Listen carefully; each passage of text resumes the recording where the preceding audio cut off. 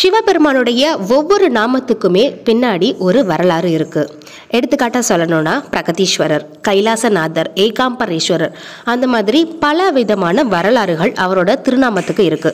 இப்போ நம்ம பார்க்க போறது பீமசங்கரர் அப்படின்ற திருநாமத்துக்கான வரலாறு தான் பார்க்க போறோம். பீமன் அப்படின்ற ஒரு அசுரன் இருந்தான். அவனோட தாயார் பெயர் கற்கடி. அவன் தன் தாயாரை பார்த்து கேட்குறான். கற்கடியை பார்த்து, அம்மா, என் தந்தை யார்? அவர் எங்கிருக்கிறார்? அவரை நான் பார்த்தது கூட கிடையாது. நீ மட்டும் தனித்து இருக்க காரணம் என்ன அப்படின்னு கேட்குறாரு. கற்கடி சொல்ல ஆரம்பிக்கிறாங்க. என்னுடைய முதல் கணவர் விராடன், அவர் ராமனால் கொல்லப்பட்டார். என் தந்தை கற்கடனும் தாய் புஷ்கனி இருவரும் தவம் செய்து கொண்டிருந்த மகரிஷி ஒருவரை சாப்பிட எண்ணம் கொண்டு நெருங்குகையில் யோகாக்னியில் தகிக்கப்பட்டு இறந்து போனார்கள். அதன் பிறகு நான் மட்டும் தனித்து திரிந்து வந்தேன். அப்போதுதான் உன் தந்தை என்னை கண்டு மோகித்தார்.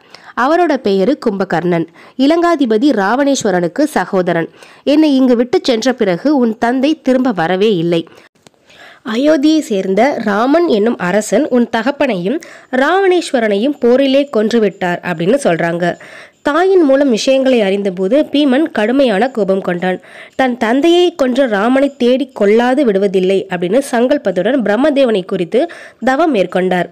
ஒற்றை காலில் நின்று அன்னபானாதிகளை ஒழித்து ஏகாக்கிர சிந்தனையுடன் அவன் மேற்கொண்ட தவத்தை கண்டு தேவர்கள் நடுங்கினர். அவனிடமிருந்து கிளம்பிய யோகாக்னியால தேவலோகமே தகிக்க ஆரம்பித்தது.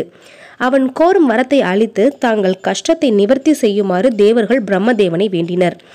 பிரம்மதேவன் அசுரன் முன்பு தோன்றி அவன் விரும்பும் வரத்தை யாதென கேட்டார். பிரபோ, எனக்கு அளவிட முடியாத பலத்தை அளிக்க வேண்டும் அப்படின்னு கோரான் பீமன். பிரம்மதேவன் அவன் கோரிய வரத்தை கொடுத்து மறைந்தார். வரத்தின் காரணமாக அபரிவிதமான பலத்தை அடைந்த பீமன் தாயிடம் வந்தான். அம்மா, இனி என்னை எவராலும் வெல்ல முடியாது, ஜெயிக்க முடியாது. நம் குலத்தின் அழிவுக்கு காரணமாக இருந்த தேவர்கள் எல்லோரையும் என்ன செய்கிறேன் பார் அப்படின்னு சூளுரைத்து புறப்பட்டான்.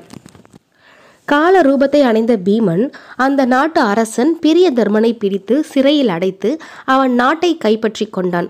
ஒவ்வொரு நாடாக சென்று அரசர்களை வதைத்தும் துன்புறுத்தியும் தனக்கு பணியுமாறு செய்த அவனுடைய கவனம் தேவர்களோட பக்கம் திரும்பியது. அசுரனின் பராக்கிரமத்தின் முன்பு தேவர்களால் நிற்க முடியவில்லை. ஓடி ஒளிந்த பீமன் சகல லோகங்களுக்கும் தானே அரசனாக திகழ்ந்தான். அசுரனால விரட்டப்பட்ட தேவர்கள் மகாகோச நதி தீர்த்தத்தில் ஒன்று கூடினார்கள். அசுரனின் கொடுமைகள்ல இருந்து தப்ப சிவபெருமானை சரணடைவதே வழி அப்படிங்கிறத உணர்ந்து சிவபூஜை செய்ய தொடங்கினார்கள்.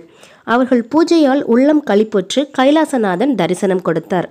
மகேஸ்வரா, பீமனால் நாங்கள் அளவில்லா துயரங்களை அனுபவிக்கிறோம். அவனிடம் இருந்து எங்களை ரட்சிக்க வேண்டும் அப்படின்னு பிரார்த்திக்கிறாங்க. தேவர்களே, கவலை வேண்டாம், அவன் அழிவு நெருங்கி கொண்டிருக்கிறது. விரைவில் அவன் சம்ஹரிக்கப்படுவான் என்று அனுகிரகித்து மறைந்தார். இது இப்படி இருக்க, பீமனால் சிறையில் அடைக்கப்பட்டிருந்தாலும் பரமேஸ்வரனிடம் கொண்டிருந்த பக்தியிலிருந்து சிறிதும் மாறவில்லை பிரியதர்மன். சிறையிலேயே மண்ணால் சிவலிங்கத்தை அமைத்து தன் மனைவி தக்ஷணையுடன் பூஜை செய்து வந்தான். தான் நம்பியிருக்கும் ஈசன் எப்படியும் தன்னை காப்பாற்றுவான் அப்படின்ற நம்பிக்கை அவன் இழக்கவில்லை. பிரியதர்மன் சிவபூஜை செய்து வருவதை பார்த்த காவலர் சிலர் ஓடிச் சென்று பீமனிடம் அந்த விஷயத்தை தெரிவிக்கிறாங்க. இந்த விஷயத்தை கேள்விப்பட்டதும் பீமனுக்கு கண்கள் கோவை பழம் போல சிவந்து விட்டது. உடைவாளை உருவிக்கொண்டு சிறைச்சாலைக்கு ஓடி வர்றாரு. பிரியதர்மனும் அவன் மனைவியும் பக்தியோடு சிவபூஜையில ஈடுபட்டிருப்பதை கண்டதும் அவன் ஆத்திரம் பன்மடங்கா பெருகிருச்சு. அடே, என்ன காரியம் செய்கிறாய் என்று சீறியபடி அரசனை நெருங்கினான். பிரியதர்மன் கொஞ்சமும் தைரியத்தை இழக்காமல் சர்வலோக சரண்யனான பரமேஸ்வரனை ஆராதித்து வருகிறேன் அப்படின்னு சொல்றாரு. அதை கேட்டு கலகலவென்று நகைத்த அசுரன், அடே, என்னை விட பலசாலியா அவன் அப்படின்னு ஏளனம் செய்கிறாரு. அதுக்கு பிரியதர்மன் சொல்றாரு, அதில் என்ன சந்தேகம் இருக்குது? ஈஸ்வரனை விட மேலான தெய்வம் இல்லை. உன் செருக்கை விட்டு அவரை பணிந்து அவருடைய பக்தர்களுக்கு இடர் செய்வதை நிறுத்து, இல்லையேல் உன்னையே அழித்து விடுவார் அப்படின்னு சொல்றாரு. என்னையும் விட மேலானவன் யாரும் இல்லை. அற்ப பதரே, அந்த லிங்கத்தை தூர எரிந்துவிடு அப்படின்னு சொல்றாரு பீமன். அரசனே அவன் வார்த்தைகளை காதில் வாங்கி கொள்ளாது பகவத் தியானத்தில் இருந்தார். அடே, நான் சொல்வதை கேட்காது அலட்சியம் செய்கிறாயா அப்படின்னு கத்துறாரு அசுரர். பிரபு, உன்னையே நான் நம்பியிருக்கிறேன், நீதான் என்னை ரட்சிக்க வேண்டும் அப்படின்னு கண்ணை மூடி பிரார்த்திக்கிறாரு பிரியதர்மன். உன் தெய்வம் என்ன செய்கிறது என்பதைத்தான் பார்ப்போமே என்று எள்ளி நகையாடிய அசுரன் உடைவாளை ஓங்கி அரசரை வெட்டப்போனான். அப்போது கிடுகிடுக்கும் பயங்கர சத்தத்தோடு பரமேஸ்வரன் அரசன் பூஜித்து வந்த லிங்கத்திலிருந்து வெளிப்பட்டு தமது நாகபாஷத்தை ஏவினார். இமைக்கும் நேரத்தில் அது அசுரனின் உடைவாளை தாக்கி தவிடுபொடியாக்கும்படி செய்துவிட்டது. அடே, என் பக்தனுக்கு துன்பம் விளைவிக்க எண்ணினால் அழிந்து போவாய், ஓடிவிடு அப்படின்னு எச்சரிக்கிறாரு ஈசன். பீமனோ அண்டம் கிடுகிடுக்க கோரமாக சிரித்தபடி தன்னிடமிருந்த சூலாயுதத்தை ஏவினான். அதையும் பகவான் பொடி பொடியாக்கினார்.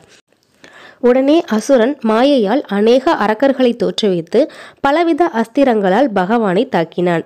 ஈசனும் கணங்களை வரவழைத்து அரக்கர்களை எரித்தார். அவர்கள் இருவரும் புரியும் யுத்தத்தை கண்டு அண்ட சராசரங்களும் கிடுகிடுத்தன. பார்த்தார் நாரதர். மெல்ல ஈசனை நெருங்கி, பிரபு, இதென்ன விளையாட்டு? அரக்கனை அழிக்க இத்தனை பெரிய யுத்தம் வேண்டுமா? உலகமே நடுநடுங்குகிறது. விரைவில் அரக்கனை அழிக்க வேண்டும் அப்படின்னு வேண்டாரு.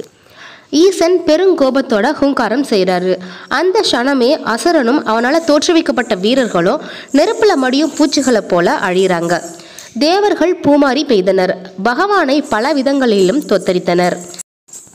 கைலாசநாதன் அரசனையும் அவன் மனைவியையும் சிறையிலிருந்து விடுவித்து மீண்டும் ராஜ்யாபிஷேகம் செய்வித்து அநேக வரங்களை அருளி மறைந்தார்.